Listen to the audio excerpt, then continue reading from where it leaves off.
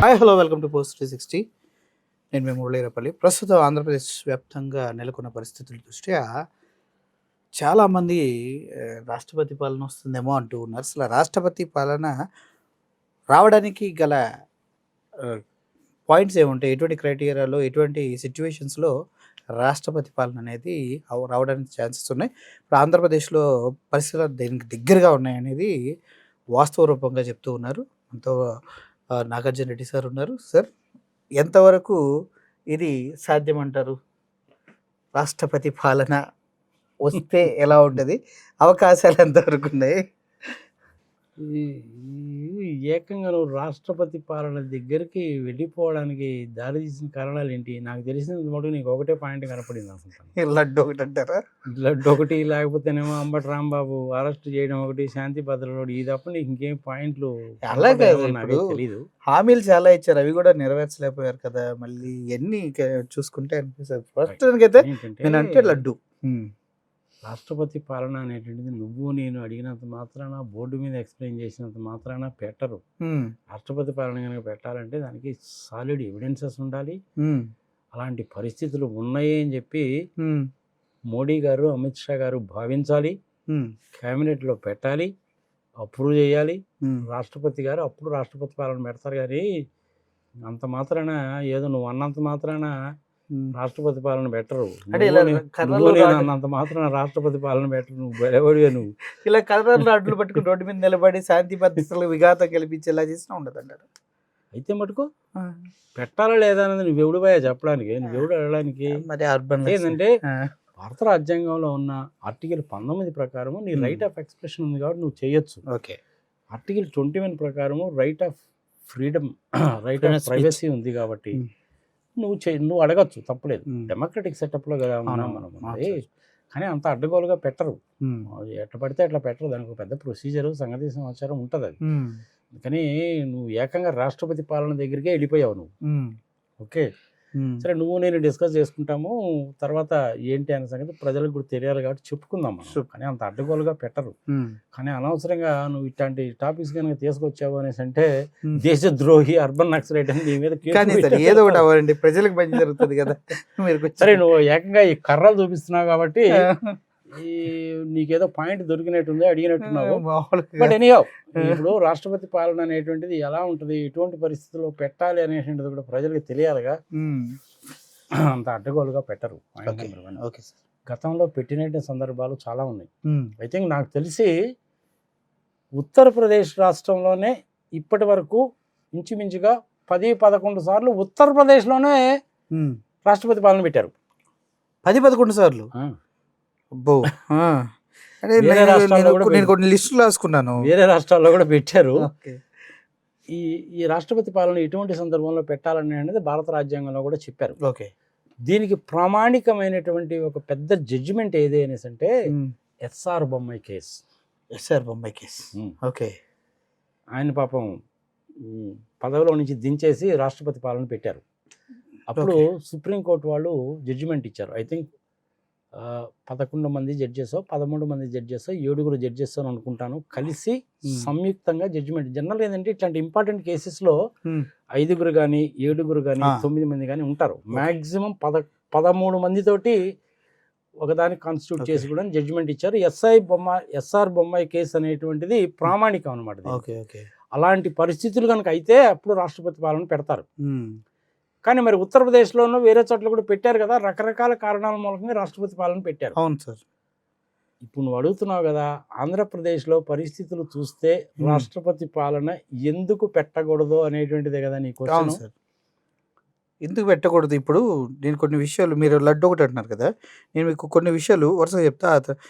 లడ్డు ఉంది సార్, అక్రమంగా అరెస్టులు చేస్తున్నారు, అప్పులు ఉన్నాయి, డేటా సెంటర్లు, ఇలా చెప్పు. నెంబర్ 1 నువ్వు అన్నట్టు లడ్డు. ఈ లడ్డు విషయంలో ఏం జరిగిందన్న సంగతి మనం విన్నాం.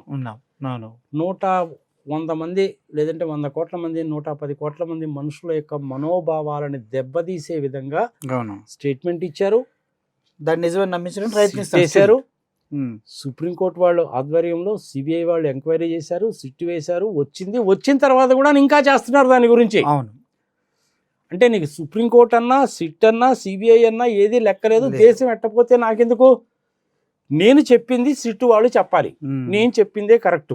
So monarch kind of mind set ఉంది ఒక రకంగా, నాకు అనిపిస్తుంది అలా. నాకు తెలిసినంత వరకు రెండవ ప్రపంచ యుద్ధానికి కారకుడైనటువంటి హిట్లర్ గారు కూడాను ఈ రకంగా బిహేవ్ చేయాల.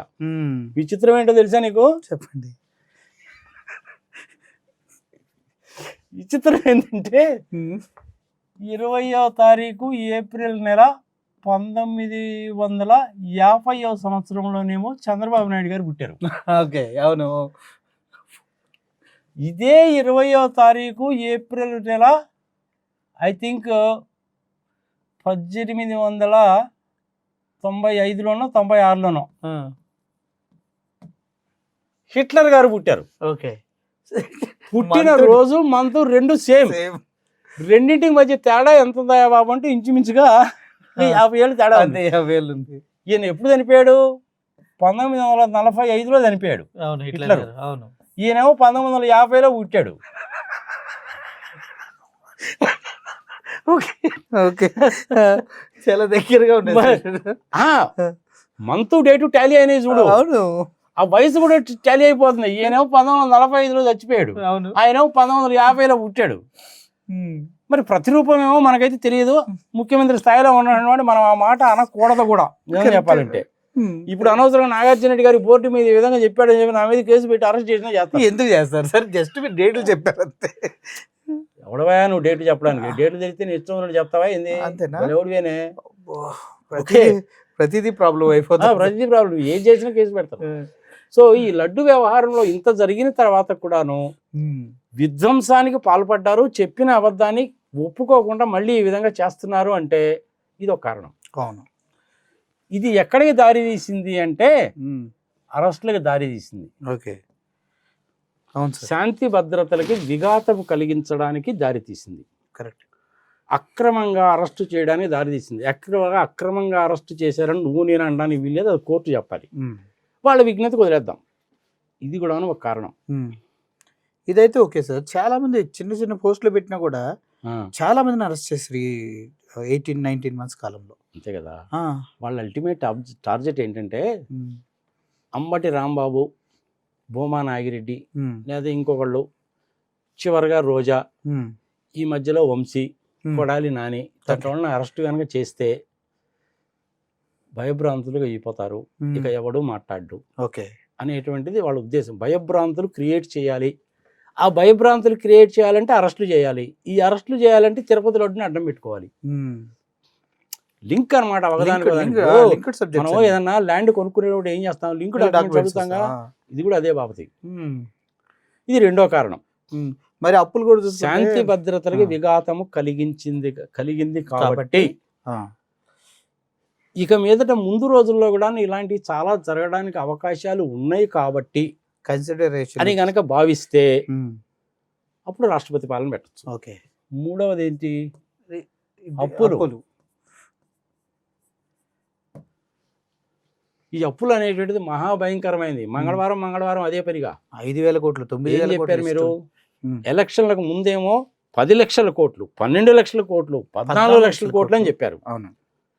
గవర్నమెంట్లోకి వచ్చిన తర్వాత అసెంబ్లీ సాక్షిగా ఎంత అని చెప్పారు మీరు? 6,49,000 కోట్లు, 46,000 కోట్లు అని చెప్పావు. అవును. అసెంబ్లీలో చెప్పడానికి ముందు గవర్నర్ గారి చేత ఏం చెప్పించావు? 9.5 లక్షల కోట్లు అని చెప్పి డైరెక్ట్ గా అతనితో చదివించారు. అది అంటే గవర్నర్ చేత కూడా నువ్వు అబద్ధం ఆడిచ్చినట్టుగా. 100%. మరి ఇలాంటి అబద్ధాలు గవర్నర్ లాంటి హోదాలో ఉన్న వాళ్ళ చేత కూడా పలికించావు అంటే ముందు ఒకటి చెప్పి, అసెంబ్లీలో ఒకటి చెప్పి, గవర్నర్ నోటి చేత ఒకటి చెప్పించావు అనేసి అంటే ప్రజలకు నువ్వు అబద్ధాలు చెప్పినట్టేనా కదా? 100% అబద్ధాలు చెప్పినట్టు. ముందు రోజుల్లో ఇట్లాంటి అబద్ధాలు ఇంకెన్ని చెప్తావో? నిన్నైనా చెప్తాను.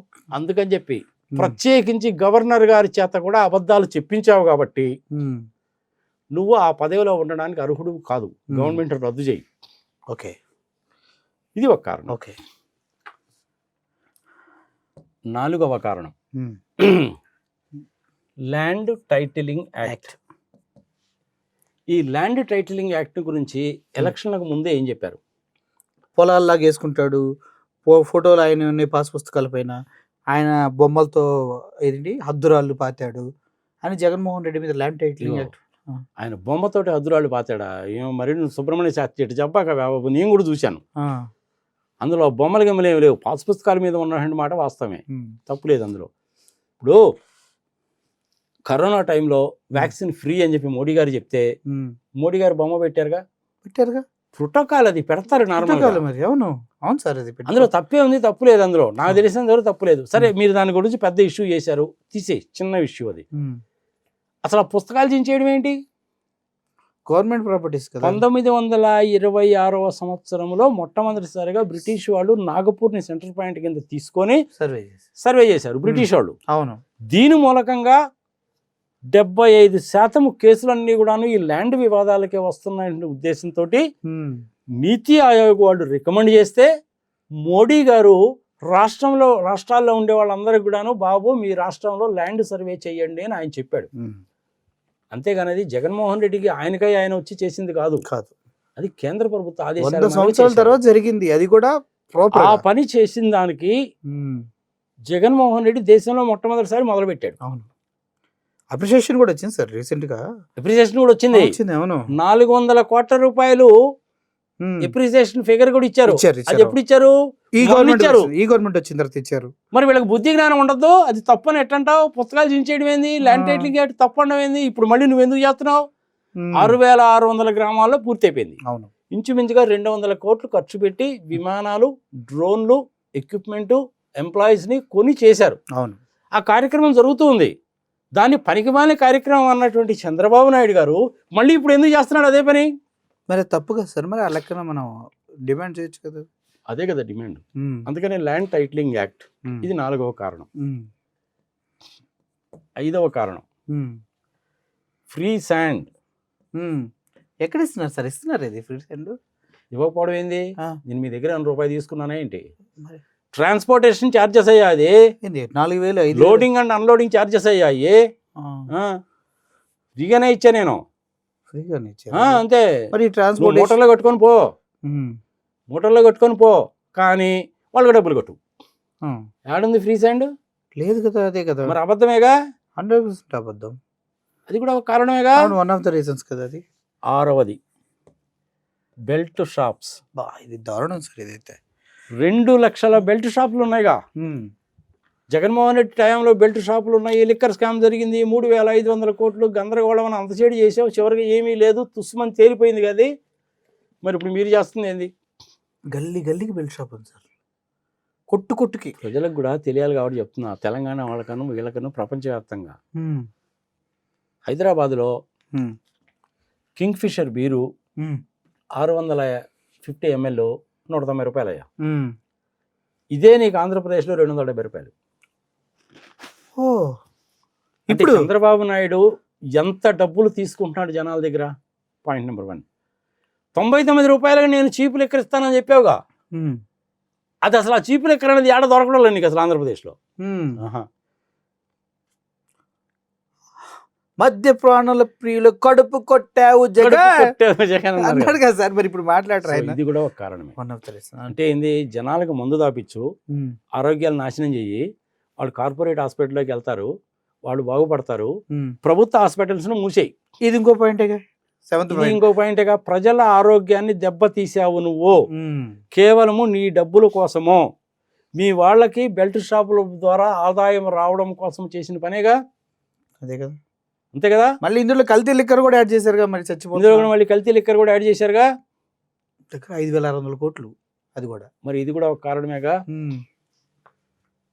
7వ కారణం ఇప్పుడు వస్తుంది సార్, ఇప్పుడు వస్తుంది.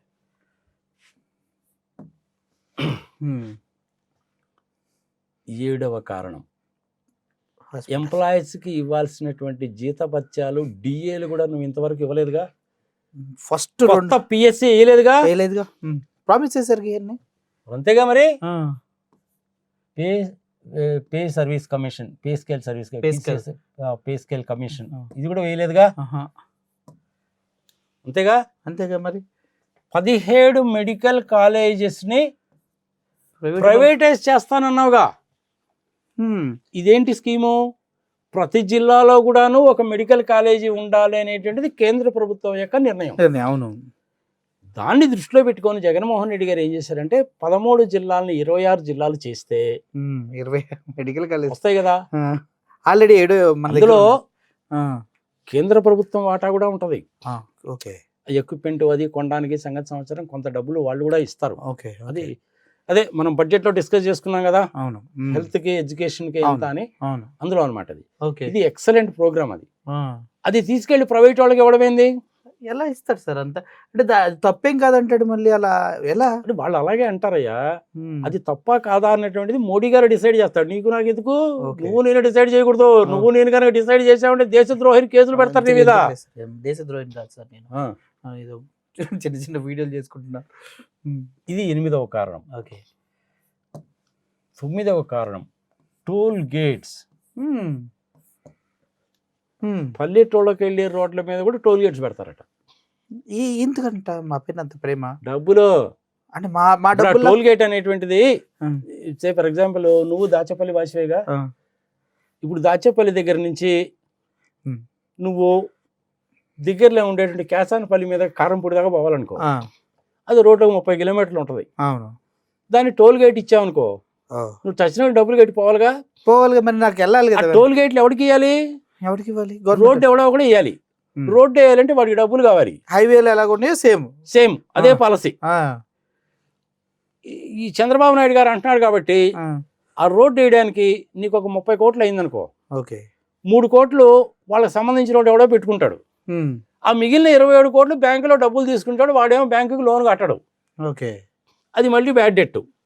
సరే, మోడీ గారిని చిన్న కాళ్ళు గడ్డలు పట్టుకొని బతికినట్టుకొని అది వైవాబ్ చేయించేసుకుంటాడు. ఆ 27 కోట్ల రూపాయలు ఆ బ్యాంకుకి బొక్క. ఓకే, వీడికి డబ్బులు వస్తాయి. నువ్వు నేను టోల్ గేట్లు కట్టాలి. 20 సంవత్సరాలు అంటే సార్ 25. మళ్ళీ అందులో 25 సంవత్సరాలకు కూడా నాకు ఆదాయం రావడం లేదని మళ్ళీ ఇంకో 10 సంవత్సరాలు కూడా పెంచుకుంటారు.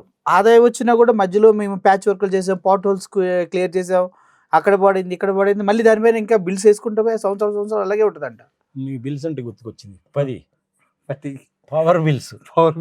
అబ్బో, పిచ్చబాదుడు కదా. 10 దగ్గర 20,000 కోట్లు వేసారు ఈ 17 సంవత్సరం నెలలో కదా.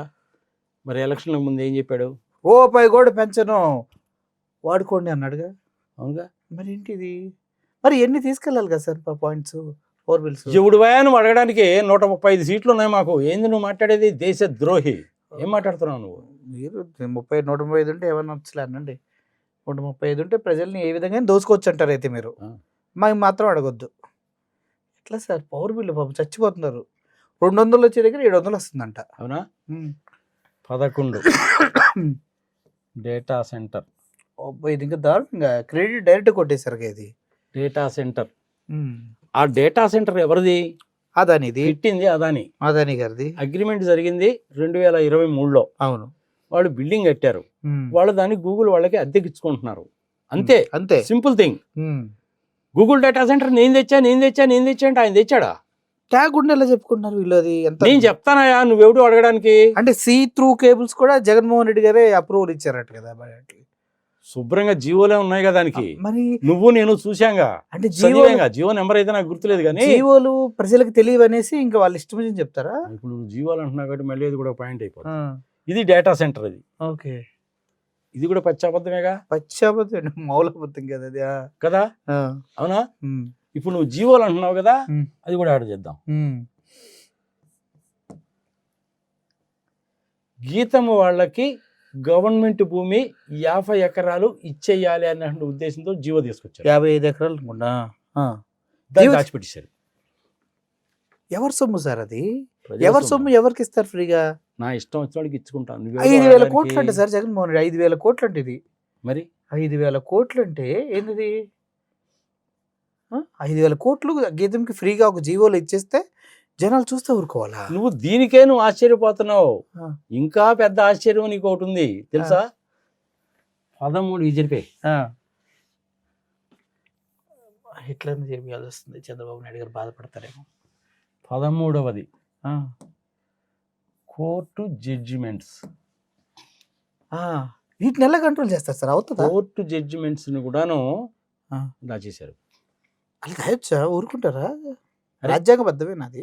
అంటే నాకు డౌట్స్. నేను చెప్తున్నా ఇప్పుడు లిక్కర్ కేసుకు సంబంధించినటువంటిది ఇంకొకటి సంవత్సరం ఏదైతే ఉన్నాయో దానికి సంబంధించినట్టు ఆయన మీద కేసు ఉంది కదా. ఇది స్కిల్ డెవలప్మెంట్ స్కిల్ డెవలప్మెంట్కి ఓటుకు సంబంధించి నోటు కేసా? 371 కేసు ఉంది కదా, ఓకే ఓకే 371 కేసు, అవును. దానికి సుప్రీంకోర్టులో ఉంది. ఉమ్, జడ్జిమెంట్ ఇంకా రాలా. ఉమ్, వాళ్ళు ఏం అడిగారు, 2 క్వశ్చన్లు అడిగారు. కరప్షన్ చేసినటువంటి మనిషిని వదిలేయాలా, ఉమ్, గవర్నర్ గారి దగ్గర నుంచి అప్రూవల్ ఇంపార్టెంటా చెప్పండి అన్నారు. ఉమ్, కరప్షన్ చేసిన మనిషిని ఎట్లా వదిలేస్తావు? వాళ్ళ ఆర్గ్యుమెంట్ ఏంది? 17A ప్రకారం ఉమ్, గవర్నర్ గారి అప్రూవల్ లేదు, నువ్వు ఎట్లా అరెస్ట్ చేస్తావని. ఉమ్. సుప్రీంకోర్టు వాళ్ళు ఏం అడిగారు, కరప్షన్ చేసిన మనిషిని వదిలేయాలా, గవర్నమెంట్ అప్రూవల్ ముఖ్యమా? అంటే కరప్షన్ అనేది న్యాయ పరిధిలోకి వస్తుంది కదా మరి. మరి గవర్నర్ పరిధిలో దానికి సంబంధించి మొన్న ఈ మధ్య ఇట్లాంటి విషయానికి సంబంధించిన జడ్జిమెంట్ అనేది వచ్చింది. సిబిఐ వాళ్ళు సంబంధించిన వ్యవహారం అన్నమాట. ఓకే. ఆ జడ్జిమెంట్ కాపీ బయట పెట్టలే ఇంతవరకు. ఆ జడ్జిమెంట్ కాపీ మీరు బయటికి ఇవ్వండి అని జడా శ్రీనివాస్ గారు కేసు పెట్టాడు. ఓకే. జడ్జిమెంట్ కాపీ ఎందుకు ఇవ్వరు మీరండి? జడ్జిమెంట్ అనేది పబ్లిక్ డాక్యుమెంట్ కదా. అవును, పబ్లిక్ మరి డాక్యుమెంట్. జడ్జిమెంట్లను కూడా దాచేస్తానంటే ఎట్లా? జీవోలను దాచేస్తానంటే ఎట్లా? ఎట్లా అది కుదరదు కదా. ఇది 13వ పాయింట్. 14వ పాయింట్. చెప్పుకుంటూ పోతే చాలా ఉంటాయిలే. చెప్పండి మొత్తం. నీకు తెలిసిన ఏదో చెప్పుపోని. నాకు ఇందుట్లో సార్ నేను రాసుకున్న దాని ప్రకారం ఇందుట్లో పచ్చి అబద్ధాలు ఆడుతున్నారు. ఈయన ప్రాంతీయ విభేదాలను రెచ్చగొడుతూ ఉన్నారు. అంతేనా? ప్రాంతీయ విభేదాలు. ఇదేంటిది ప్రాంతీయ విభేదాలు? కులాలతో, మతాలతో, ప్రాంతాలతో విడగొట్టి లడ్డని, అదని, ఇదని 15వ పాయింట్ తీసుకుందాం. ఈ ప్రాంతీయ విభేదాలకు సంబంధించింది ఏంటంటే, ఎప్పుడో 1937వ సంవత్సరంలో జరిగినటువంటి శ్రీబాగ్ ఒప్పందం ప్రకారము హైకోర్టు అనేటువంటిది రాయలసీమలో పెట్టాలి. అవును. హైకోర్టు కనుక రాయలసీమలో పెడితే క్యాపిటల్ అనేటువంటిది ఆంధ్రప్రదేశ్లో పెట్టాలి. లేదా హైకోర్టు ఆంధ్రప్రదేశ్లో పెడితే క్యాపిటల్ రాయలసీమలో ఉండాలనేది 1937లో జరిగిన పెద్ద మనుషుల ఒప్పందం. అవును సార్, ఇది అందరికి తెలిసిందే కదా. అవును. అవునా? జగన్మోహన్ రెడ్డి గారు అధికారంలోకి వచ్చిన తర్వాత 3 రాజధానులు అని చెప్పాడు. అవును. 3 ప్రాంతాలు అభివృద్ధి చెందాలి అన్న ఉద్దేశంతో ఇక్కడేమో అమరావతిలోనేమో అసెంబ్లీ ఇవన్నీ ఉంటాయి, హైకోర్టు ఏమో అక్కడ ఉంటుంది, ఫైనాన్షియల్ రాజధాని కింద వైజాగ్ ఉంటుంది. ఇప్పుడు చంద్రబాబు నాయుడు గారు కూడా చేస్తుంది అదేనా కాదా? సేమ్ అదే చేస్తున్నారు. ప్రజలకు అర్థం కాకుండా చేస్తున్నారు. మరి అంటే ఆయన చేసినటువంటి పనిని తప్పు అన్నటువంటి వాడివి ఇప్పుడు నువ్వు అదే పని ఎందుకు చేస్తున్నావు? ఇది కూడా ఒక కారణం అవుతుంది రాష్ట్రపతి పాలన పెట్టడానికి. చాలా పాయింట్స్ ఉన్నాయి మన దగ్గర అయితే వీటి గురించి మాట్లాడటానికి. ఇది ప్రాంతీయ విభేదాలు. మతము అంటే ఏమంటారు దాన్ని? రిలీజియస్.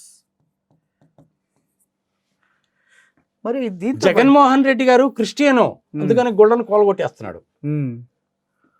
లడ్డులో పదార్థాలు కలిపాడు. అంటే నువ్వు రాష్ట్రాన్ని మతపరంగా విభజిద్దామని చెప్పి చూస్తున్నావు. అవును. కులపరంగా విభజిద్దామని చెప్పి చూస్తున్నావు. మరి ఇది రాజ్యాంగానికి విరుద్ధం కదా. అవును, చాలా విరుద్ధం సార్ ఇది. ఇలాంటి పరిస్థితుల్లో కూడాను రాష్ట్రపతి పాలన పెట్టచ్చు. మతాల పరంగా, కులాల పరంగా నువ్వు రాష్ట్రాన్ని కనుక విభజించి నీ పబ్బం గడుపుకుందామో, అధికారంలో ఉందామో, నేనేమో ప్రెసిడెంట్ అయిపోతా, నా కొడుకేమో ముఖ్యమంత్రి అయిపోతాడు అంటే ఆ ఒక్క కారణాన్ని ఆసరాగా తీసుకొని కూడా రాష్ట్రపతి పాలన విధించవచ్చు. ఓకే. అంటే ఇన్నిటికన్నా సార్ మొన్న ఇది 15వ కారణం. నీకు తెలిసిన ఇంకా ఏమైనా ఉన్నాయా? ఒకటి చెప్తాను సార్. చెప్పు. ఇప్పుడు మొన్న లోకేష్ గారు మాట్లాడుతూ 99 పైసలు భూములు ఎలా ఇచ్చారంటే, నేను ఇస్తానయ్యా ఫార్చ్యూన్ 500 కంపెనీస్ కి కూడా ఇస్తా అంటే అది ఏంటది? Government property. Government properties. అది భూమి కానీ, ఒక కంపెనీ కానీ, ఒక కోఆపరేటివ్ సంస్థ కానీ, షుగర్ మిల్లు కానీ, ఏదైనా కావచ్చు. నా ఇష్టం వచ్చినోడికి ఇస్తా, దీనికి రూల్స్ అండ్ రెగ్యులేషన్స్ ఉండవు, నేను పందారం చేస్తా అంటే అదే చంద్రబాబు నాయుడు గారు ఒక వీడియోలో కూడా విన్నాను నేను. మరి ఎంత మాత్రం కరెక్టో తెలియదు, నాకు గుర్తున్నది ఎవరు చెప్తున్నా. Okay sir. ఎవడబ్బ సొమ్మని ఇస్తావు? నీ తాత సొమ్మ, నీ ముల్లె సొమ్మ, నీ అమ్మమ్మ సొమ్మ, నీ నాయనమ్మ సొమ్మ? చంద్రబాబు నాయుడు అన్నాడుగా. అవును. మరి ఇప్పుడు ఆయన ఎట్టిస్తాడు? మరి ఇప్పుడు ఆంధ్రప్రదేశ్లో పరిశ్రమలు రావడం మంచిదే, దానికి ఇన్సెంటివ్స్ ఇస్తారు. ఎట్లా ఉంటాయి?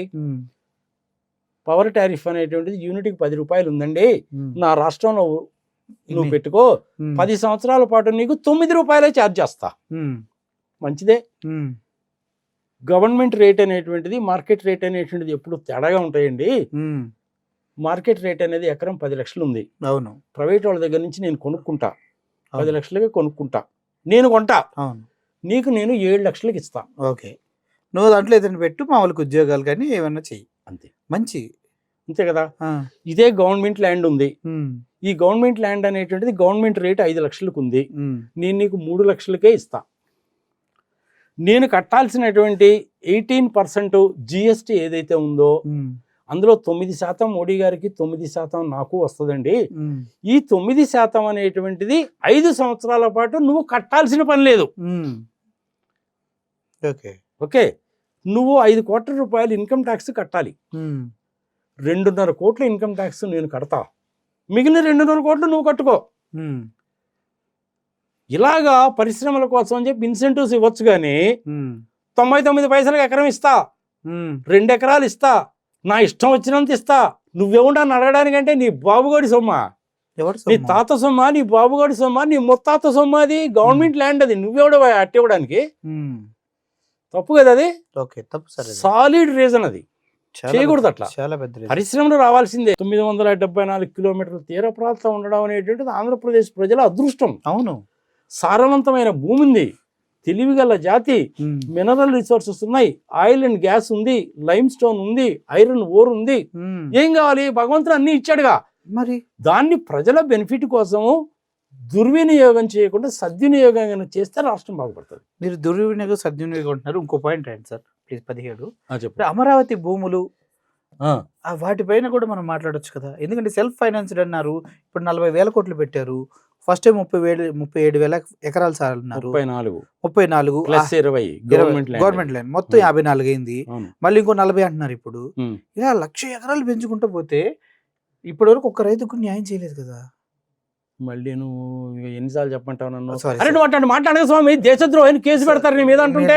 ఏమో సార్, ద్రోహైనా కూడా తగ్గించలేకపోతున్నాను సార్. అది కూడా కరెక్టే. ఇప్పుడు దానికి వాళ్ళు ఏం చెప్తారో తెలుసా, మోడీ గారు వచ్చి 2 సార్లు ఇనాగ్రేషన్ చేశారంటాడు. 2 సార్లు చేయడం ఏందయా, ఒకసారి చేస్తారు కానీ ఎవడైనా ఇనాగ్రేషన్ అంటే నువ్వెవడు రావడానికి అంటారు. చెల్లికి మళ్ళీ పెళ్లి అన్నట్టుగా మళ్ళీ పెళ్లి అన్నట్టే ఉంటది అనమాట. అది అయ్యేది కాదు, చచ్చేది కాదు, మర్చిపో స్వామి. వరదలు వస్తుంటాయి, నీళ్లు తోడిపోయడానికి 450 కోట్లు, కాలువలు తీయడానికి 100 కోట్లు, మొక్కలు కొడదానికంట మళ్ళీ 300 కోట్లు. ఇది అయ్యేది కాదు, చచ్చేది కాదు, తీసే స్వామి ఎందుకు దాని గురించి. ఇలా ప్రజలకి ఇబ్బంది పెట్టడము, ప్రలోభ పెట్టడము, అక్కడ ఇంతకుముందు ల్యాండ్ ఇచ్చిన రైతులకి ఎవరికి ప్లాట్లు కూడా ఇవ్వకపోవడము, ఆ రైతులే ఆత్మహత్యలు చేసుకోవడము, ఇది కూడా ఏమవుతుంది, అన్యాయము, ద్రోహము అవుతుంది.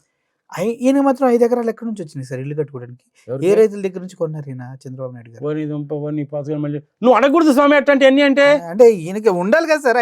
5 ఎకరాలు ఒక సింగిల్ బిట్ ఎక్కడి నుంచి వచ్చింది అనేది నాకు డౌట్ ఎప్పటి నుంచి. వస్తుందండి, అధికారం మా చేతిలో ఉండి ఏమైనా వస్తాయి మాకు. అంతేనా? అంతే. నువ్వెవడు అడగడానికి? అన్నిటికన్నా నాకు ఒకటి డౌట్ ఉంది సార్. అది మీలాంటి వ్యక్తులతో నేను చాలాసార్లు అడుగుతున్నా. చంద్రబాబు నాయుడు లాంటి ఒక ముఖ్యమంత్రి కేవలం టీడీపీ వాళ్ళకి తప్పించి వైసీపీ వాళ్ళకి ఎవరైనా చిన్న హెల్ప్ చేసినా కూడా, ఇటువంటి పథకాలు ఇచ్చినా కూడా అనేది ఒక భారీ పాయింట్ ఉంటుంది. రాజ్యాంగ చెప్తున్నా, ఇది 18వ పాయింట్. ఓకే, ఎవరు చెప్పారో తెలుసా ఈ పాయింట్? ఎవరు సార్? సాక్షాత్ ఒక మినిస్టర్ చెప్పాడు, ఆ పేరు నాకు గుర్తులేదు కానీ, ఎల్లో కండువా వేసుకొని ఎవడన్నా వస్తే నువ్వు పని చేసేయి. అచ్చెన్నాయుడు గారు. అదే పచ్చపిల్లలో పచ్చపిల్లలు తీసుకుని పోలీస్ స్టేషన్ కానీ ఎక్కడ కానీ చైర్ మీద చేరు కూర్చొని టీ ఆర్డర్ చెయ్యి, వాడు టీ ఇచ్చి టీ తాగే లోపు నీ ప్రాబ్లమ్ సాల్వ్ అయ్యింది అని చెప్పారు. అంతే కదా. అంతే. సో దాన్ని ఏమని అల్పనం, ఎల్లో బ్యాచ్. అలా రాజ్యాంగబద్ధంగా అందరూ నాకు ఒకటే అని ప్రమాణం చేసి ఒక రాజ్యాంగబద్ధమైన పదవిలో ఉండేన ఇలా వైఎస్ఆర్సీపీ పార్టీ వాళ్ళని సపరేట్ చేసి మాట్లాడి వాళ్ళకి ముఖ్యమంత్రి కాదంటే అదే మరి నేను చెప్పేది.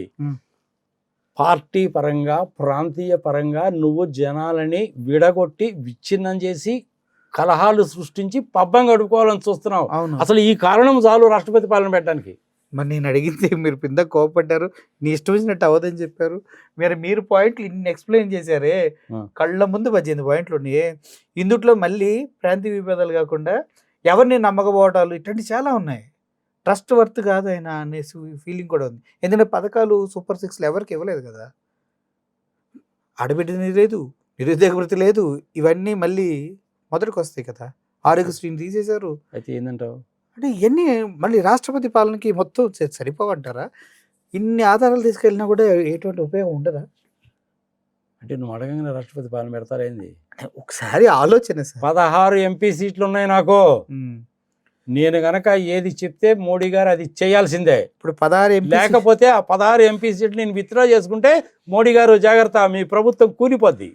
కూలిపోయింది నిజంగానే ఇప్పుడున్న పరిస్థితులు కూలిపోయిందా సార్? ఎట్ట కూలిపోతాయా? 293లో నుంచి నువ్వు 16 కనుక తీసేస్తే నీకు వచ్చేది 257గా. 277 కదా. 277 కదా. కావాల్సింది ఎంత? 272గా. 72 ఇంకా 5 ఉన్నాయి కదా. ఇప్పుడు చంద్రబాబు నాయుడుకి వాల్యూ లేనట్టే కదా. మరి ఆయన తీసేసి మన పవన్ కళ్యాణ్ గారిని ముఖ్యమంత్రి చేయొచ్చుగా. అప్పుడు ఏదో మళ్ళీ పెట్టి నేను మర్చిపోతా. 19వ పాయింట్, 9 పోలవరం 150 అడుగుల 135 అడుగుల ఇంతవరకు తెల్ల తెరలేదు సార్. అది కూడా వచ్చింది, జీవో వచ్చిందంట సార్, కానీ అది కూడా బయటికి రావట్లేదు. నేను ఇందరనే చెప్పారు కదా నీకు జీవోలు బయటికి రావు అని. మరి ప్రజలే తెలియకపోతే ఎట్టా? అది ప్రజలకు సంబంధించిన విషయం కదా, తెలియకపోతే ఎట్టా? నేను చెప్పను అంటే ఎట్ట కుదురుతుంది? చెప్పి తీరాలి నువ్వు. పైగా ఆయన ఏమంటాడు, 3 కంప్యూటర్లు ఎదురుగా పెట్టుకొని చంద్రబాబు నాయుడు గారి వల్ల కాలేదు కానీ లేకపోతే ఆ తుఫాన్ని ఎలా అనేసేవాడు అంటే ఎట్ట కుదురుతుంది? వార్ రూమ్ గురించి మాట్లాడుతున్నారు మీరు. వార్ రూమ్ లో కూర్చొని వార్ చేస్తుంటారు, కంప్యూటర్లతో వార్ చేస్తారు సార్, గేమ్స్ ఆడు. నేను ఇలా అన్నానంటే నాకు అన్ని తెలిసిపోతాయి అంటావుగా. నాకు తెలుసు అన్ని తెలిసిపోతాయి అన్నటువంటి వాడికి జీవోలతో ఎందుకు దాచేస్తున్నావు? కోర్టు వాళ్ళు ఇచ్చిన జడ్జిమెంట్ ఎందుకు దాచేస్తున్నావు నువ్వు? సమాధానం ఉండాలి కానీ కోర్టు వాళ్ళు ఇచ్చిన జడ్జిమెంట్ కూడా కనుక దాచేసావు అనేసి అంటే చాలా పెద్ద క్రైమ్ అది. అలాంటి క్రైములు కనుక జరిగితే రాష్ట్రపతి పాలన పెట్టచ్చు. ఇన్ని క్రైములు ఉన్నాయి కదా కళ్ళ ముందు. ట్రాన్స్పరెన్సీ లేదుగా. మరి ట్రాన్స్పరెన్సీ లేకపోతే ఏం చేయాలి? అది కూడా రాద్దాం. 20వ పాయింట్ టిఆర్ అని రాద్దాం. ఓకే. మీరు చేసేటువంటి పనులలో ఇచ్చినటువంటి వాగ్దానాల్లో జీవోలలో ట్రాన్స్పరెన్సీ లేదు కాబట్టి, ప్రజలని ఈ విధంగా మీరు మభ్య పెడుతున్నారు కాబట్టి, ద్రోహం చేస్తున్నారు కాబట్టి, నిజాలు చెప్పడం లేదు కాబట్టి, నిజాలు దాచేస్తున్నారు కాబట్టి మీరు పరిపాలనకు అనర్హులు. అందుకని గవర్నర్ పాలన పెడుతున్నాం. సూపర్. 21వది లైస్. పొద్దున్న లేస్తే అబద్ధాలేగా. నీకు నాకు చెప్తే పర్లా, గవర్నర్ గారికి అబద్ధం చెప్పావుగా. 9 లక్షల కోట్లు అని. 9,60,000 కోట్లు 50,000 కోట్లు ఆంధ్రప్రదేశ్ గవర్నమెంట్ అప్పు అని చెప్పి ఆయన చేత కూడా అబద్ధం చెప్పించావుగా. గవర్నర్ చేత అబద్ధం చెప్పిస్తారు ఎవరైనా? ఎవరు చెప్పిస్తారు? పోనీ నీకు ఇన్ఫర్మేషన్ తెలీదా? తెలుసు కదా. నాకు ఫింగర్ టిప్స్ మీద ఇన్ఫర్మేషన్ ఉంటది. నా ముందు డాష్ బోర్డులు ఉన్నాయంటావే, నేను రియల్ గవర్నెన్స్ అంటావే, నీకు అప్పు ఎంతో తెలీదా? నేను అడ్మినిస్ట్రేటర్ని, విజనరీని అంటారు, తెలుసు కదా అన్ని. మరి ఎవడైనా విజన్ ఉంటే 5 ఏళ్ళకి 10 ఏళ్ళకి ఉంటుంది కానీ 20 ఏళ్ళకి విజన్ ఉంటుందా? అందుకనే ఒకసారి స్విట్జర్లాండ్ నుంచి ఒక ఫైనాన్స్ మినిస్టర్ వాళ్ళ ప్రైమ్ మినిస్టర్ వచ్చాడు. ఒకసారి ప్రజలకు కూడా తెలియాలి కాబట్టి చెప్తున్నా. ఓకే. ఈ చంద్రబాబు నాయుడు గారు ఇలాగే బోర్డు మీద పెట్టి నేను అలా చేసేస్తాను ఇలా చేసేస్తాను, కంప్యూటర్లు అది ఇది పాడు పచ్చిపదలు పెండా కూడా అని చెప్పాడు. శుభ్రంగా విన్న తర్వాత అతను పోత ఏం చెప్పాడంటే, ఇలాంటి ప్రలాపనలు కనుక మా స్విట్జర్లాండ్ కనుక చేస్తే నిన్ను జైలు పాలు చేస్తారు లేదా పిచ్చి హాస్పిటల్లో పెడతారని చెప్పాడు. స్ట్రైట్గా. వాళ్ళకి ఎందుకు ఉంటుంది ఆ మొహమాట? నాకు అర్థం కాదు. నీకు నాకు ఉంటుంది కానీ వాళ్ళకి ఎందుకు? క్లిప్పింగ్స్ ఎత్తుకో, దొరుకుతుంది. చూస్తా సార్, నువ్వు వెతుకో. ఓకే చూస్తా.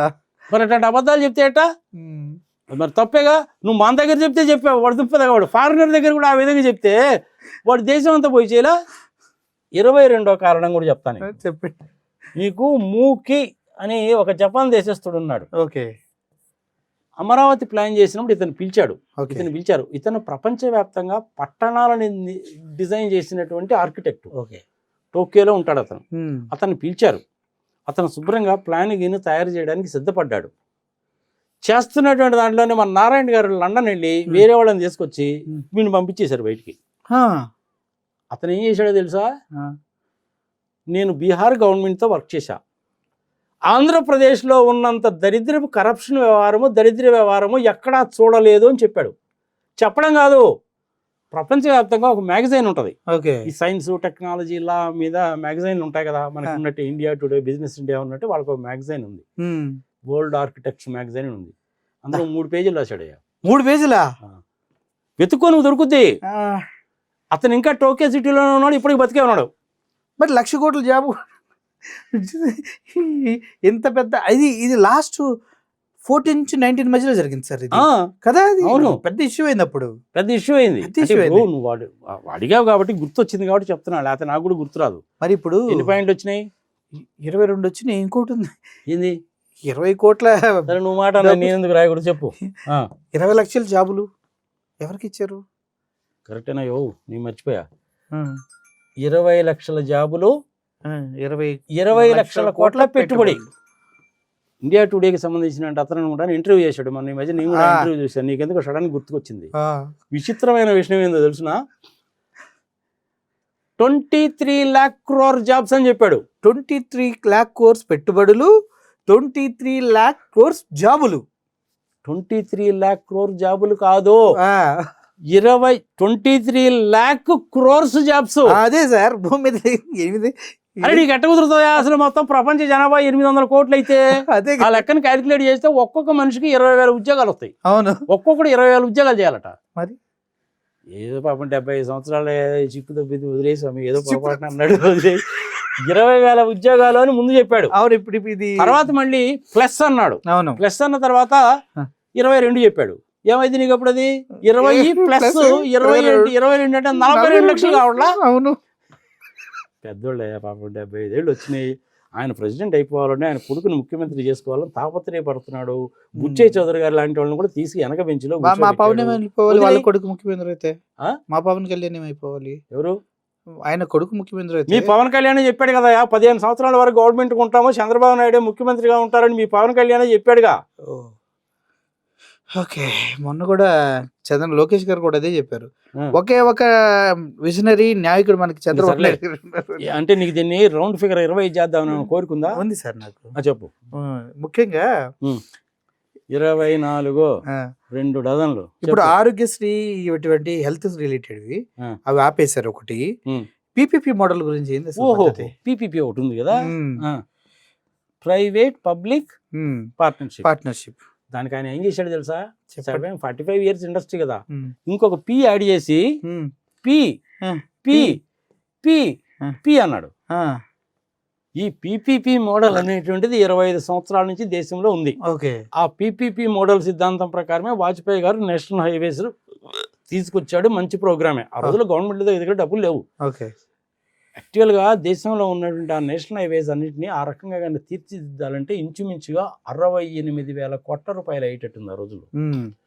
వరల్డ్ బ్యాంక్ దగ్గరికి వెళ్తే ఈ 68 లక్షల కోట్ల రూపాయల డబ్బులు కనుక తెచ్చుకుంటే వాళ్ళకి ఫారిన్ కరెన్సీలో ఇంట్రెస్ట్ కట్టాలి. అందుకని ఆయన ఏం చేశాడు అంటే ఈ పిపిపి మోడల్ అనేది తీసుకొచ్చారు. దానికి స్టేట్ బ్యాంక్ ఆఫ్ ఇండియా వాళ్ళు, ఎల్ఐసి వాళ్ళు, ఇన్సూరెన్స్ కంపెనీస్ వాళ్ళు అందరూ ఇస్తారు. 20 రూపాయలు అంటే అర్థం కావాలి కాబట్టి చెప్తున్నా. 20 రూపాయలేమో నేను పెట్టుకుంటా, 80 రూపాయలు లోన్ తీసుకుంటా, 25 ఏళ్ల పాటు టోల్ గేట్లు కలెక్ట్ చేసుకుంటా. బాగా సరిపోయింది కదా. అది పిపిపి మోడల్ అంటే ప్రైవేట్ పబ్లిక్ పార్ట్నర్షిప్. ఇది ఎక్స్ట్రా పి మరి ఎందుకు యాడ్ అయింది ఇక్కడ చెప్తా. People private, people public private partnership. ఈ పీపుల్ అన్నా పబ్లిక్ అన్నా ఒకటేగా. అవును, అంటే పీపుల్ సపరేట్ గా పబ్లిక్ సపరేట్ గా ఉంటారా? కదా, ఒకటే కదా రెండు. మరి అదే మరి ఎక్స్ట్రా తెలియదట్లంటే 75 years ఏజ్, 45 years ఇండస్ట్రీ కదా. అందరికంటే నేను కొత్తగా చేయాలి, కొత్తగా ఇన్వెంట్ చేయాలి, అందుకని చెప్పి చేశాడు. అంటే నువ్వేమనుకోవాలి అప్పుడు?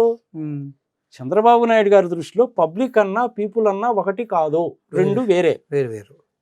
సరే పీపుల్ అందరు కలిసి పబ్లిక్ అయ్యారనుకో, మరి పీపుల్ ఎవరు? లేరు. కొన్ని పబ్లిక్ అంతా కలిసి పబ్లిక్ అంటే it is nothing but people అన్నారు అనుకో, మరి పీపుల్ ఏరి లేరు. మరి పీపుల్ అన్నా పబ్లిక్ అన్నా ఒకటేగా. మరి 4 పీలు ఎందుకు నీకు? ఎక్స్ట్రా తెలియదు అట్లా అంటున్నారుగా.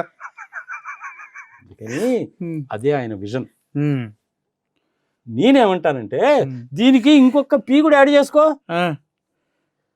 ఈ పీ ఏంటి తెలియదు సార్ నాకు. 4 పీలకే బుర్రపాడైంది, ఇంకో పీ యాడ్ అయితే. So people public private partnership కదా.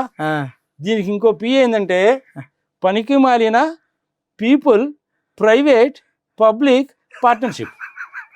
మరి పనికి మాలిన ప్రోగ్రామ్ కాకపోతే 4 పీలు ఏంది నాకు అది. పీపీపీ అంటే సింపుల్ గా ఉంది, పబ్లిక్ ప్రైవేట్ పార్ట్నర్షిప్ చక్కగానే ఉంది. Public is nothing but people అందరూ కలిస్తేనే పబ్లిక్ పబ్లిక్ అవుతారు. అవును. ప్రజల యొక్క సమూహము ప్రైవేట్ వాళ్ళ సమూహము వాళ్ళిద్దరి మధ్య పార్ట్నర్షిప్, అది అర్థవంతంగా ఉంది. మరి ఇట్లా నువ్వు 4 పీలు పెట్టి పీపుల్, పబ్లిక్, ప్రైవేట్, పార్ట్నర్షిప్ అంటే మరి నీకు పిచ్చి అంటారా ఏమంటారు చెప్పబోయా నువ్వు? నిష్పక్షపాతంగా నీ గురించి పిచ్చి అంటారు సార్ దాన్ని, కానీ అనకూడదా? ముఖ్యమంత్రి స్థాయిలో ఉన్న మనిషిని నువ్వు ఆ విధంగా అనకూడదు. కేసులు పెడతారు నీ మీద. కానీ బాలకృష్ణ గారు సాక్షాత్తుగా అసెంబ్లీలో మటుకు సైకో గాడు అనొచ్చు, తప్పులేదు. అందుట్లో ఉపసభాపతి ఏమో బాగా చెప్పారు బాబు అంటాడు. అది మటుకు తప్పు కాదు, అది మటుకు తిట్టడం కాదు. నేను ఇదిగో ఇదంతా ఎందుకు కానీ నా సెల్ ఫోన్ ఏది, నా సెల్ ఫోన్ పట్టరా అసలు వీళ్ళు ఇదిగో ఎందుకు 24 అయిపోయినాయా? ఒక్కటే ఇదిగో 25 చేస్తున్నా. చేయండి సార్. 3rd class language. అబ్బా, ఇది 25. అబ్బా, 3rd క్లాస్ లాంగ్వేజ్ అంటే ఏంటి సార్? ఇది ఎక్స్ట్రా లాంగ్వేజ్ లాగా వస్తుందా? అబ్బాయి 3rd క్లాస్ లాంగ్వేజ్ అంటే ఎక్స్ట్రా క్లాస్ లాంగ్వేజ్ అనేది కాదు. తెలుగు, ఇంగ్లీష్, హిందీ లాగా నీచ, నికృష్ట, దరిద్ర, దిక్కుమాలిన, దౌర్భాగ్యపు, ఇల్లీగల్, ఇమ్మోరల్, అనెథికల్ భాష. ఏంటది? ఎవరు సార్ అట్లాంటి భాష మాట్లాడేది? బుర్రన్నాడు ఎవడన్నా అట్లాంటి భాష మాట్లాడతాడా? అరే మాట్లాడారు కదా అంటుంటే ఎవరైనా మాట్లాడతారంట. సుబ్రహ్మణ్య శాస్త్రి నువ్వు బలివడివేనా మురళి? చూపిస్తాగు నీకు వాళ్ళు మాట్లాడిన భాష, చూపిస్తాగు భాష. బుద్ధున్న వాళ్ళు చూపిస్తాగు నీకు. తగులుబాజీ, దరిద్రం, చెత్త కాదు సార్. నీచ, నికృష్ట, దరిద్ర, దిక్కుమాలిన, ఇమ్మోరల్, ఇల్లాజికల్, ఇల్లీగల్ భాష. 8 ఉన్నాయి అబ్బా. 8 ఉంటాయి. నువ్వు ఏదైనా సరే లెక్కేనబ్బా అది.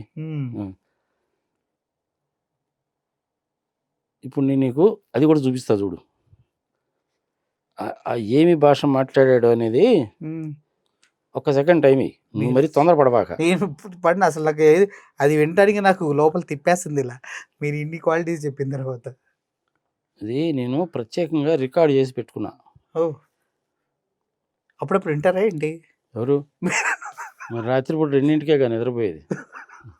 కొంచెం ఇటు తిరగండి సార్, కెమెరా పేపర్ ఉంటారా? బూతుల రాజ్యం. ఏమా? టీడీపీ శాంతి వచనాలు వినిపిస్తాయి. ఆ భాగ్యం నాకు ఈరోజు కలిగించారు మొత్తానికి. ఆ భూతాన్ని భూస్థాపితం చేశానంట. చేశారా? చేస్తారా? చేస్తున్నాను అని చెప్పాను, చేస్తానని చెప్పాను. ఏం పోతాను సార్? నువ్వు మొత్తం విను. తీసుకుంటారు. పళ్ళు రాళ్ళ కొడతాను కొడకల్లారా, ఒకడికి చెప్తున్నా. కోసం మెడ పిసికి తొక్కి కింద నొక్కేస్తాం కొడకల్లారా. చావలేదు, మంచిగా చంద్రబాబు నాయుడు ముఖ్యమంత్రి కావాలి, ఇది నా ధ్యేయం. ఏమైనా చేస్తాను, అవసరమైతే చేస్తాను. ఎవరు సార్ 50 స్ఫూర్తి? జగన్మోహన్ రెడ్డి తల ఎప్పుడు తెగనెరకాలా అని నేను ఎదురు చూస్తూ ఉన్నాను. ఇప్పుడు మనం కొడితే ఏమైతుంది? ఉద్దికి ఉద్దికి ఉద్దికి ఊరిడిపిస్తా ఊరిడిపిస్తా. ఇప్పుడే కదా చేసి దివాకర్ రెడ్డి కొడాలని అంబటి రాంబాబు భౌతికంగా నిర్మూలించాల్సినటువంటి అవసరం ఉంది. దానికోసం ఈ వేదిక నుంచి ఒక 50 లక్షల రూపాయలు సూపర్ ఇస్తున్నారు.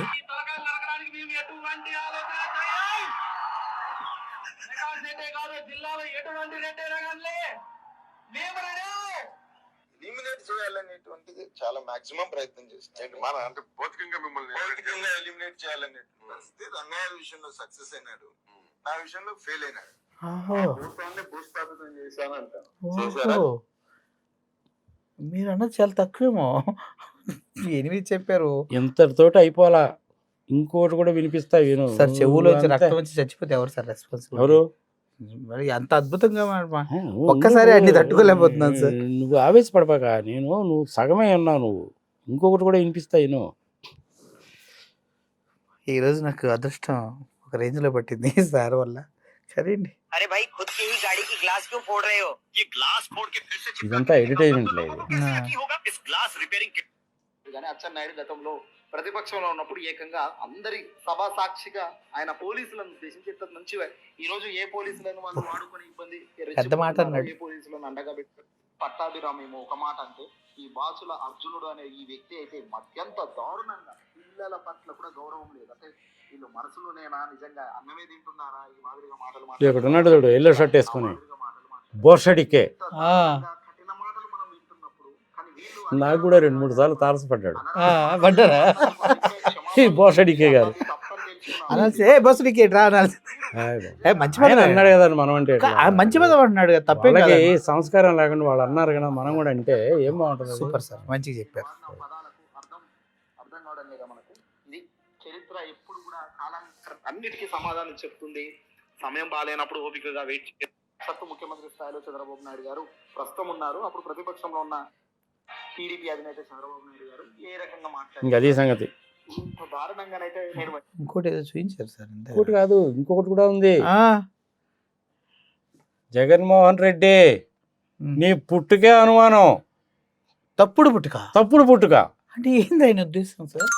నువ్వు బలివాడు అట్లాంటి అయినా అడగకూడదా నువ్వు అంటుంటే పాసు కాలే, నువ్వు బలివాడువేనా నువ్వు అట్లాంటి అయినా అడగకూడదు అంటుంటే. అంటే 75 సంవత్సరాల ఏజ్ వచ్చిన తర్వాత నేనైతే అటువంటి మాటలు మాట్లాడినాము నాకు తెలిసి. చిప్పు దొబ్బితే ఏం చేస్తారు? ఆయన ప్రెసిడెంట్ అయిపోవాలి, ఆయన కొడుకు ముఖ్యమంత్రి అయిపోవాలి, ఎవడో నోరైతే మాట్లాడకూడదు. అదే మోడీ గారు, అమిత్ షా గారు చాలా కేర్ఫుల్ గా వాచ్ చేస్తున్నారు. పడే దెబ్బ ఎట్టడంతో తెలుసా, పాతాడానికి పోతారు. కానీ ఇన్ని కారణాలు ఉన్నప్పటికీ, ఆల్మోస్ట్ 25 రీజన్స్ ఉన్నప్పటికీ కూడాను వాళ్ళు కొన్ని కారణాలను చూస్తారు. రాష్ట్రం యొక్క ఆర్థిక పరిస్థితి ఎలా ఉంది, శాంతి భద్రతలు ఎలా ఉన్నాయి, చెప్పిన అబద్ధాలు ఎట్టా ఉన్నాయి, అప్పుల సంగతి ఏమిటి, గవర్నమెంట్ ఎంప్లాయీస్ సంగతి ఏమిటి, పోలవరం సంగతి ఏమిటి, అమరావతి సంగతి ఏమిటి, చేసిన ప్రామిసులు ఏమిటి, గవర్నమెంట్ జీవోలు ఎందుకు దాచేస్తున్నారు, జడ్జిమెంట్స్ని ఎందుకు దాచేస్తున్నారు, లడ్డు విషయంలో ఇంతసేటు రిపోర్ట్ వచ్చినా సుప్రీంకోర్టు అంటే లెక్కలేదు, సిట్ అంటే లెక్కలేదు, సిబిఐ అంటే లెక్కలేదు, ఏంటి అసలు మీ సంగతి అని మొత్తం కూడా 1, 2, 3 వేసుకుంటారు. ఓకే. అప్పుడు ఒక కంక్లూషన్కి వచ్చిన తర్వాత రాష్ట్రపతి పాలన పెట్టాలా లేదా, పెట్టాలి అనేసరికి సాలిడ్ రీజన్స్ ఏంటి అనేటువంటిది వెతుకుతారు. అప్పుడు చేస్తారు. చెప్పాను కదా నేను, 10 సార్లు 11 సార్లు యూపీలో పెట్టాను. ఐ థింక్ మన ఆంధ్రప్రదేశ్లో కూడా ఒకసారి పెట్టినట్టు నాకు గుర్తు, subject to correction. Okay. Supreme court వాళ్ళు ఇచ్చినటువంటి ఎస్ఆర్ బొమ్మాయి కేసు అనేటువంటిది ఇప్పటికి కూడాను ఎక్సలెంట్ జడ్జిమెంట్. ఓకే. రాష్ట్రపతి పాలన పెట్టినప్పుడు అనమాట. అంటే ప్రభుత్వాన్ని కూలదోసి రాష్ట్రపతి పాలన పెట్టారు అక్కడ. అది అన్యాయంగా జరిగింది కాబట్టి కుదరదయా బాబు అన్నారు, అయిపోయింది అది కదా. మరి ఇన్ని రీజన్స్ ఉన్నాయి కదా. కానీ రాష్ట్రపతి పాలన ఎప్పుడు పెడతారంటే ఇలాంటి రీజన్స్ అన్ని క్రోడీకరించి ఒక నిర్దిష్టమైనటువంటి అభిప్రాయానికి వచ్చిన తర్వాత కేబినెట్ సమావేశం పెట్టి, కేబినెట్ సమావేశంలో నిర్ణయం తీసుకొని అప్పుడు రాష్ట్రపతి గారికి చెప్తే రాష్ట్రపతి గారు గవర్నర్ పాలన పెడతారు. ఓకే అనుకుందాం. ఫర్ ఎగ్జాంపుల్ రాష్ట్రపతి పాలన ఆంధ్రప్రదేశ్లో పెట్టారే అనుకుందాం. ఈ కారణాలన్నీ క్రోడీకరించుకొని పెడతారా లేదా అనేటువంటిది వాళ్ళ ఇష్టం. ఓకే. పెడితే ఏమవుతుంది, చిన్నగా పవన్ కళ్యాణ్ గారిని దిగుతారు. 2 రకాలుగా దిగుతారు. ఫస్ట్ థింగ్ ఏంటి, రాష్ట్రపతి పాలన పెట్టేస్తారు. ఆయనకు ముందే చెప్పొచ్చు, చెప్పకపోవచ్చు. రాష్ట్రపతి పాలన విధించినటువంటి రోజునే అనౌన్స్మెంట్ చేస్తారు. ఏమని, పవన్ కళ్యాణ్ గారు రాష్ట్రానికి గవర్నరు. ఎట్టుంటుంది అప్పుడు దెబ్బ? అదిరిపోయింది. ఇంకా అది సంగతి. పవన్ కళ్యాణ్ ఏం మాట్లాడు ఇంకప్పుడు మెదలుకుంటుంటారు కదా, ఎప్పటి నుంచి ఎన్నాళ్ళో వేచిన ఉదయం అన్నట్టు సాగేసుకుంటారు. అంతేగా, ఇది ఒక పద్ధతి. రెండో పద్ధతి ఏంటి, పవన్ కళ్యాణ్ని పిలిచి, అంటే రహస్యంగా పిలిచి, అమిత్ షా గారు, మోడీ గారు ఇద్దరు చక్కగా చిన్న పిల్లని కూర్చోబెట్టుకుని మధ్యలో కూర్చోబెట్టుకొని ఏ పెడదాం అనుకుంటున్నా యారీ, ఏది బాగుండదేమో, ఓ 10 మంది తెలుగుదేశం ఎంపీలను లాగు, డబ్బులు మేము ఇస్తాం కానీ అంటారు. అది ఎట్ట కుదురుతుందండి అని, పిచ్చోళ్ళగా ఉన్నావేదా నాకు అర్థం కాదు. నువ్వే ముఖ్యమంత్రి అయితే 10 మంది ఎంపీలు ఇటు లాగు. పోయినసారి సుజనా చౌదరి వాళ్ళందరూ రాలేదా ఏంది, బలివుడు లాగన్నాడు అనుకో, చిగా వేరా 2 లక్షల పుస్తకాలు చదివాడు కదా, అది తెలియదు ఎక్కువ. ఇగో పదవి అన్నా డబ్బులు అన్నా కాదంటాడా, దెబ్బరా కదా అంట కదా. పవన్ కళ్యాణ్ సచ్చినా కదండి, అంతే కదా. ఇక్కడ 277 ఉంది, నీకు 16 మందిగా ఇళ్ళుంది. అవును, 277లో 16 తీసేసినా గానీ నీకు 277 దాటిపోయింది. అందులో ఈ 10 మంది వచ్చి బీజేపీలోని జనసేనలో జాయిన్ అయ్యాడు అనుకో, ఇది ఎంత ఉంటుంది ఫిగర్ అప్పుడు? 87 వెళ్తుంది ఇంకా చాలుగా. ఓ మస్తు అయిపోతుంది సార్. మోడీ గారు సేఫ్ గా, ఆయన ప్రభుత్వం సేఫ్ గా. ఈయన గవర్నర్ అన్న అవుతాడు, ముఖ్యమంత్రి అన్న అవుతాడు. ఇంకేం కావాలి అంతకంటే? కాపు సామాజిక వర్గం ఆంధ్రప్రదేశ్లో 15% ఉన్నారు. ఇంతవరకు ఎప్పుడు కూడా చీఫ్ మినిస్టర్ కాలేదు, అంతంత మాత్రంగా ఉన్నారు. అవునవును. మొత్తం సపోర్ట్ చేస్తారా లేదా? డెఫినెట్గా సపోర్ట్ చేస్తారు. మరి ఇంకేం కావాలా? ఇదే ఫిగర్లు గుర్తుపెట్టుకో. 293 మైనస్ 16 277. ఈయన 272 సరిపోతాయి. అవును. పవన్ కళ్యాణ్ కనుక దానికి కనుక ఒప్పుకొని కనుక చేశాడు అంటే అయిపోయా, ఇంతే సంగతులు. చాలుగా. చాలు. రాష్ట్రపతి పాలన పెడతాము, నువ్వు గవర్నరు. రాష్ట్రపతి పాలన పెట్టము, నువ్వు ఈ పని చేయి, నువ్వు ముఖ్యమంత్రి అయిపో. మంచి చేస్తే చూద్దామే. స్ట్రాటజీస్ అయ్యాయి. వాళ్ళు ఏం ఆలోచిస్తారని ఆలోచించడంలా చూసి చూసి చూసి చూసి కొడతారు. అవును. బీజేపీ వాళ్ళని ఎప్పుడు కూడా ఒక్క విషయం గుర్తుపెట్టుకో, వాళ్ళు నిలబడి నీళ్లు తాగేవాళ్లే కానీ పరిగెత్తి పాలు తాగేవాళ్ళు. చాలా స్ట్రాటజిక్. కొట్టేటువంటి దెబ్బ ఎట్లా ఉంటుంది అంటే సాగు దెబ్బ ఉంటుంది. చూసి చూసి చూసి అదే మనం తెలుగులో సామం చెప్తారు, సో గోరికాడ నక్కలాగా కాసుకొని కూర్చొని ఉన్నాడంటవే, అలా అంటారు. తొందరపడరు. కానీ చంద్రబాబు నాయుడు మీద వాళ్ళకి ఎంత కోపం ఉందంటే పీకల దాకా కోపం ఉంటుంది. కానీ కోపాన్ని ఎక్స్ప్రెస్ చేయరు. పాపం ఈయన మీద ఏంది, చాలా కేసులు ఉన్నాయి కాబట్టి వాళ్ళతో విభేదించడం. అవును. వాళ్ళు ఏ విధంగా ఆలోచిస్తున్నారంటే చంద్రబాబు నాయుడుతో కనుక మనం కనుక విభేదిస్తే మళ్ళీ ప్రత్యేక హోదా అంటాడేమో, అమరావతికి డబ్బులు ఏదో ఒకటి లిటిగేషన్ చేస్తాడు, పోలవరం ఎత్తు అడుగుతాడేమో, గట్టిగా అరుస్తాడేమో. లాస్ట్ టైం చేశాడుగా 2018 అక్టోబర్ వరకు బాగానే ఉన్నాడు. తర్వాత మోడీ గారిని తిట్టావు, ఆయన భార్యను రంగంలోకి రాగావు, నీ భార్యని గురించి అసెంబ్లీలో చెప్పినప్పుడు ఏమో బోరు బోరుని ఏడిచావు. మరి అట్లా నువ్వు ప్రైమ్ మినిస్టర్ భార్య గురించి అసలు ప్రస్తావన, అసలు ఆడవాళ్ళ ప్రస్తావన ఎందుకు నీకు? ఎందుకు తీసుకొస్తారు?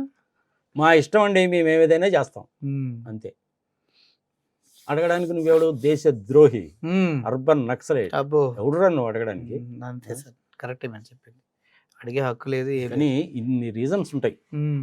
జస్ట్ నేను డిసైడ్ చేసేవాళ్ళము కాదు, జస్ట్ మాట్లాడుకుంటే వచ్చింది సార్. ఇంకా రాస్తే ఇంకో పెద్ద ఇంకొక 25 వస్తాయి. కానీ మరీ సిల్లీగా ఉంటాయి, బాగుండవు. అవును. అదే మరి అంత చేడి చేస్తే ఎట్లా ఉంటదంటే బట్టతల మీద వచ్చి బిగినట్టు ఉంటది. ఎందుకు వచ్చింది మరి ఇదాలే. సో ఇంకా అదే సార్. థ్యాంక్ యూ చాలా బాగా ఎక్స్ప్లెయిన్ చేశారు మీరు. నాకు కూడా ఫ్యూజులు ఎగిరిపోయినాయి మీరు కూడా చెప్తూ ఉంటే. ముఖ్యంగా లాస్ట్లో ఆడియో వినిపించారు కదా, ఇంట్లో అన్నం తింటాను లేదు నైట్ డౌట్, ఎవరంటే అర్బన్ నక్సలైట్ అంటారని ఇంకో భయం. ఏం సార్, వెనక్కి పోతే నొయ్యి ముందుకు పోతే గుయ్యి అన్నట్టుంది. ఎవరు నీకు నాకు కాదు, రాష్ట్రం మొత్తం. ఇప్పుడు చంద్రబాబు నాయుడుగా వరీతి వచ్చింది. వెనక్కి పోతే నువ్వు, ముందుకు పోతే నువ్వు, వెనక్కి పోతే గొయ్యేది. కారణం ఏంటంటే నేను ఢిల్లీలో చక్రం తిప్పుతా అంటాడు. ఏం తిప్పుతాడు చక్రం? వాజ్పేయి ఎల్కే అద్వానీ ఉన్నప్పుడు అంటే పాపం వాళ్ళు సాఫ్ట్గా పోయేవాడు కూడా చక్రం తిప్పాడు. ఇక్కడ ఉన్నది అమిత్ షా మోడీ. వాళ్ళు గరగర వాళ్ళు తిప్పుతారు. వాళ్ళు తిప్పడం అనేది కాదు, తొక్కుతారు. మామూలు తొక్కడం కూడా కాదు. ఆయన చంద్రబాబు నాయుడు చెప్పాడు కదా, అమరావతిని గురించి ఎవరైనా మాట్లాడితే నీళ్లలో వేసి తొక్కుతానని. వాళ్ళు కూడా అలాగే తొక్కుతారు.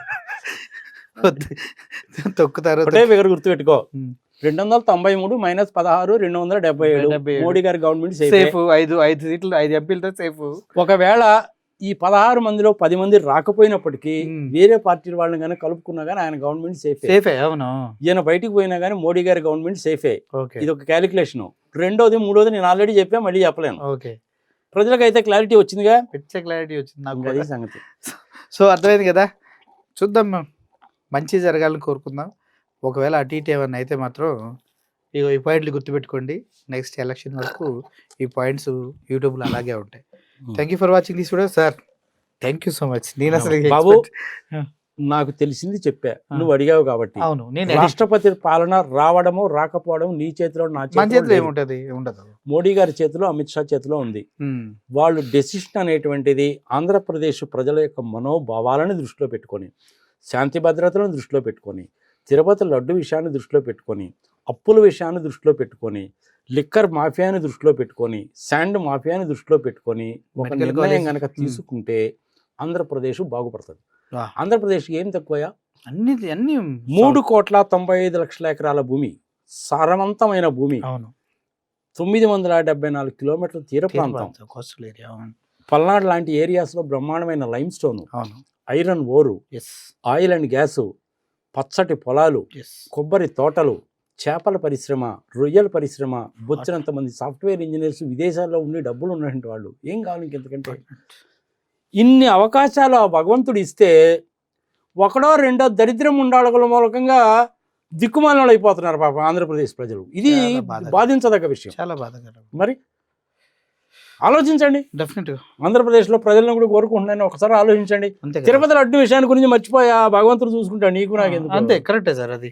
ఇంకా అది వదిలి ఆంధ్రప్రదేశ్లో ఉండే టీవీ ఛానల్స్ను చూడకండి, అది న్యూస్ పేపర్లు చదవకండి, లేదా అవి చూడండి ఇవి చూడండి అన్నీ చదవండి.